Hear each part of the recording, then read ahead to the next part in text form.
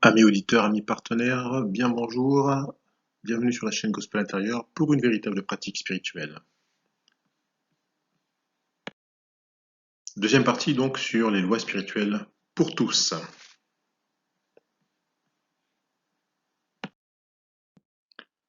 Manquer la cible, le royaume de Dieu, la vie éternelle. Évidemment, vous verrez que manquer la cible fait référence au mot péché dont j'avais donné la définition dans la première partie, qui signifie, dans son sens originel, en hébreu, en grec ou en araméen, manquer la cible, manquer le but, ne pas atteindre son potentiel, être dans l'erreur, et tout ceci sans qu'il n'y soit rattaché, au moins dans les premiers temps, de connotations religieuses ni même spirituelles. Donc le royaume de Dieu et la vie éternelle sont deux notions qui méritent d'être précisées car en fait, on les retrouve souvent dans les évangiles et c'est important de se rendre compte que leur définition est dans l'évangile. Pour commencer, veuillez vous rappeler le commentaire que nous avions fait sur le verset Luc 17-21 et sa traduction originelle correcte qui dit « Le royaume de Dieu est à l'intérieur de chacun de nous ». Donc, par la suite, quand il est écrit en Matthieu 6,33, « Cherchez premièrement le royaume et la justice de Dieu, et toutes ces choses vous seront données par-dessus ». Ou encore, en Matthieu 4,17, dès ce moment, Jésus commença à prêcher et à dire « Repentez-vous, car le royaume des cieux est proche ». Ou encore, Luc 10,9, « Guérissez les malades qui s'y trouveront, et dites-leur, le royaume de Dieu s'est approché de vous. » Donc vous voyez, dans tous ces versets, on vous parle du royaume de Dieu. Eh bien, il faudra garder en esprit que donc le royaume de Dieu est à l'intérieur de chacun d'entre nous. Et donc, sur le plan pratico-pratique, il ne faudra pas chercher trop loin, puisque c'est proche.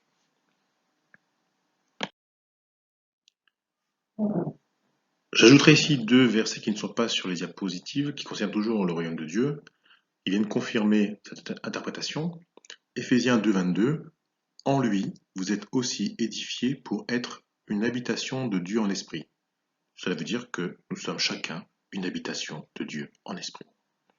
En 1 Corinthiens 6, 19, « Ne savez-vous pas que votre corps est le temple du Saint-Esprit qui est en vous, que vous avez reçu de Dieu, et que vous ne vous appartenez point à vous-même ?» Bon, on continue. Maintenant, qu'est-ce que la vie éternelle? Jean 17, 3, Jésus nous dit, « Or la vie éternelle, c'est qu'ils te connaissent, toi, le seul vrai Dieu, et celui que tu as envoyé, Jésus-Christ. » Ou encore en Jean 6, 47, « En vérité, je vous le dis, qui croit en moi a la vie éternelle. » Donc qui croit en Jésus, en ce qu'il dit, en ce qu'il représente, en ce qu'il enseigne, possède la vie éternelle dans le royaume de Dieu au présent. Nous sommes heureux si nous savons ces choses, mais il nous est aussi dit, pourvu que nous les pratiquions. Donc la vie éternelle, entre parenthèses, connaître le divin, connaître Dieu, pratiquer la spiritualité, se pratique dans le royaume de Dieu, c'est-à-dire à l'intérieur de nous et au présent, avant de s'exprimer et de se voir à l'extérieur comme par débordement ou même par conséquence.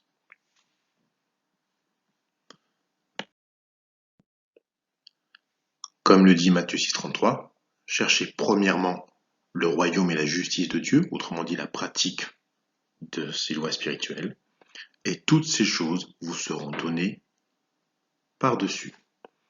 Ces choses en question dont parle le verset, il s'agit en fait de tous nos besoins humains, entre autres intérieurs, notre monde intérieur, et extérieur, de choses plus matérielles. En Jean 15,7, il nous dit encore, « Si vous demeurez en moi et que mes paroles demeurent en vous, demandez ce que vous voudrez, et cela vous sera accordé. » Il y a donc une pratique qui peut conduire à l'exaucement de ce que nous voulons, mais surtout à la prise de conscience de qui nous sommes aux yeux du divin. Alors pourquoi s'en priver? Il s'agit en effet de comprendre comment faire pour mettre en pratique toutes ces choses. Eh bien, un premier point, Matthieu 6,8, ne le ressemblez pas car votre Père sait de quoi vous avez besoin avant que vous le lui demandiez. Cela veut dire simplement qu'il va falloir apprendre à demander. Ou encore, 2 Corinthiens 9, 8, 9, Dieu peut vous combler de toutes sortes de grâces, afin que possédant toujours en toutes choses de quoi satisfaire à tous vos besoins, vous ayez encore en abondance pour toute bonne œuvre, selon qu'il est dit, il a fait des largesses, il a donné aux indigents, sa justice subsiste à jamais. Vous remarquerez donc qu'il est écrit Dieu peut vous combler. Donc, en pratique, il va falloir apprendre à demander pour qu'il puisse nous l'accorder. C'est donc à nous, et assurément à chacun de nous, d'agir dans nos vies en prenant l'autorité que donne la reconnaissance, la prise de conscience de notre divinité intérieure par notre être intérieur à l'image de Dieu et semblable à Christ. Christ, notre ami.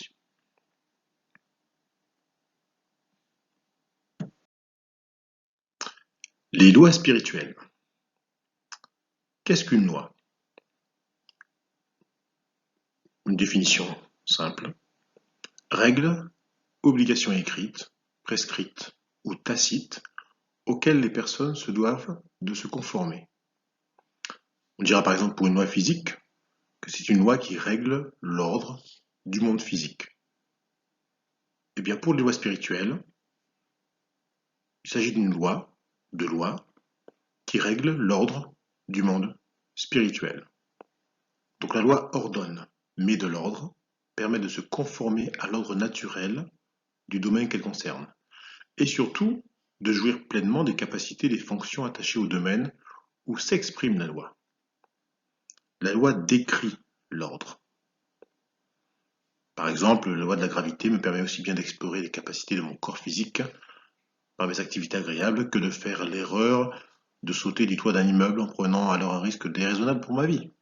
Par exemple, les lois de l'électricité me permettent aussi bien de m'éclairer simplement que de m'électrocuter.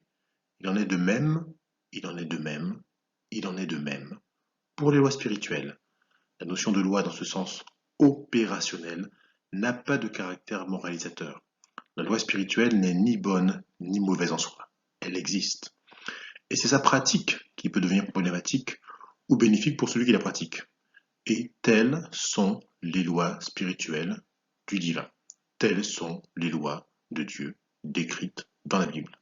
La lecture et la compréhension de ces lois doivent dépasser notre tendance à les réduire à une série de ne fais pas ci, ne fais pas ça, vous faites ceci, vous faites cela, au nom de ceci ou au nom de cela.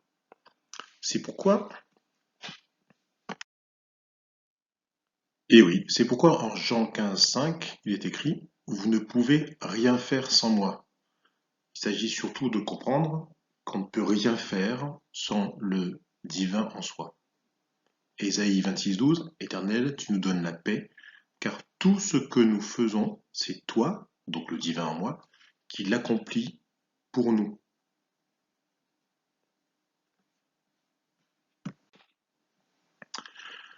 Alors ces paroles s'adressent à tous les hommes, car nous ne pouvons rien faire sans que le divin en nous n'intervienne, même sans en prendre conscience, car tout ce que nous faisons matériellement ou non est soutenu obligatoirement par notre nature constitutionnellement à l'image du divin, à l'image de Dieu. Jean 1,3 rappelle cela par le verset Jean 1,3. Toute chose a été faite par elle, entre parenthèses la parole de Dieu, on reviendra plus tard sur cette notion, et rien de ce qui a été fait n'a été fait sans elle. Voilà pourquoi probablement, présent que vous avez pris connaissance de cela, on peut comprendre que consciemment, ou parfois non consciemment, on puisse être bénéficiaire de bonnes choses qui nous arrivent, ou de mauvaises choses qu'on ne veut pas et qui nous arrivent aussi. Pourquoi? Parce que quoi que l'on fasse, quoi que l'on dise, quoi que je fasse, il est écrit que en moi, il y a comme l'image du divin qui s'exprime de toute façon. Prendre conscience de qui je suis devient alors fondamental, puisqu'on vient de voir que le divin en moi, qui est constitutionnellement une partie de moi, agit et s'exprime de toute façon. Bien sûr, j'espère que c'est pour mon bien, et bien parfois il va quand même agir, et pour pas forcément le meilleur, en tout cas pas pour ce que je désire véritablement. Il existe un épisode de la Bible très connu, et pourtant souvent laissé de côté, qui donne un indice très important et qui en plus entre en résonance avec tout l'enseignement et les actions de Jésus. Il s'agit de l'épisode du buisson ardent. Moïse est face à un buisson ardent qui ne se consume pas et demande à la divinité qui se fait connaître ainsi, à lui, son nom. Et la divinité répond. Exode 3,14.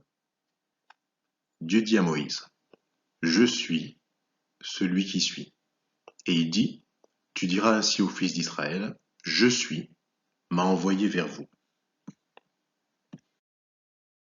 Autre traduction sur les versions, Dieu dit à Moïse, je suis celui qui suis.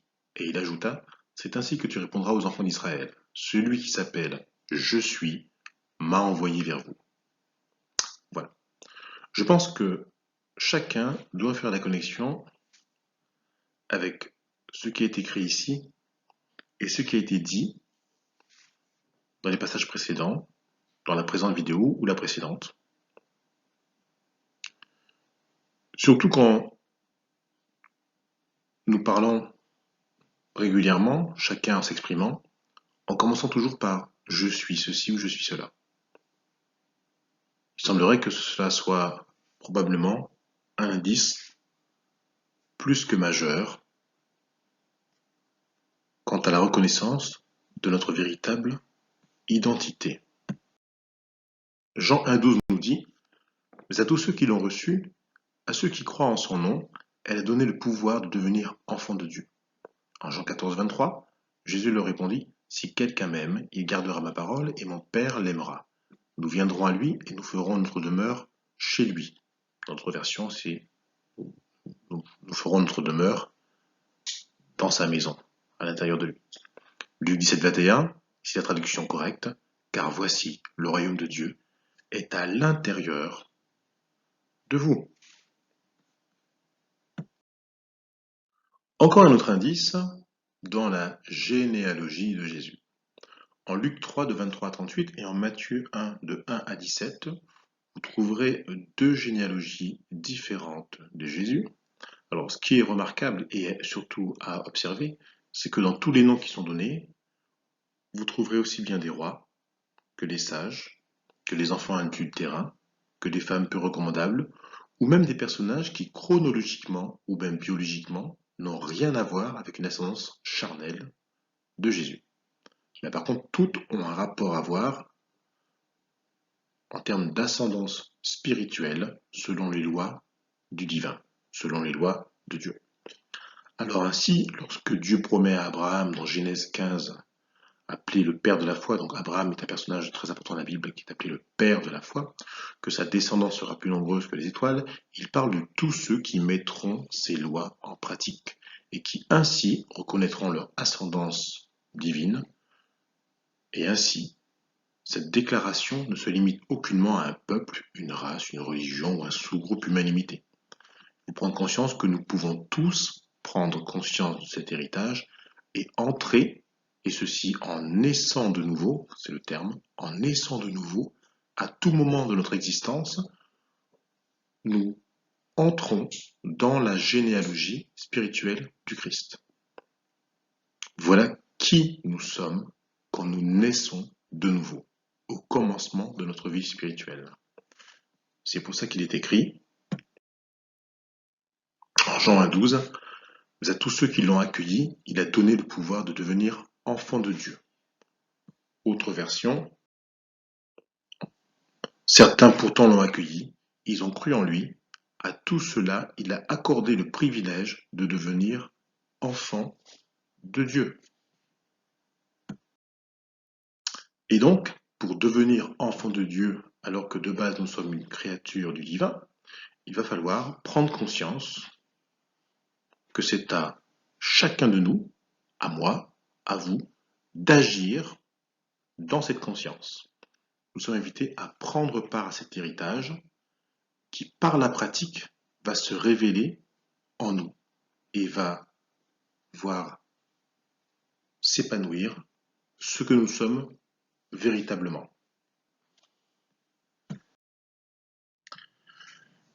J'ai cité ici 7 passages de la Bible, mais il y en a plus en fait, où il se passe quelque chose de très très important.